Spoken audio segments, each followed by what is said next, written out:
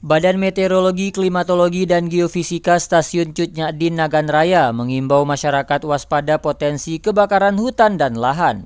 Hal itu disampaikan oleh Prakirawan Cuaca BMKG Almira Aprilianti saat diwawancarai RRI. Himbauan dari BMKG untuk masyarakat Aceh, khususnya pesisir barat dan selatan Aceh, mengingat cuaca beberapa hari terakhir akan cerah hingga cerah berawan, maka cuaca tersebut dapat menimbulkan kebakaran hutan dan juga lahan, sehingga dapat menyebabkan kabut dan asap.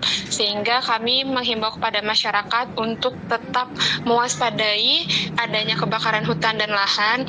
Almira mengatakan bahwa secara umum perakiraan cuaca untuk wilayah barat selatan Aceh pada pagi hingga siang hari diperkirakan akan cerah. Sementara pada malam hingga dini hari akan berawan. Ia menyebut dengan kondisi cuaca tersebut dapat berpotensi terjadinya kebakaran hutan dan lahan.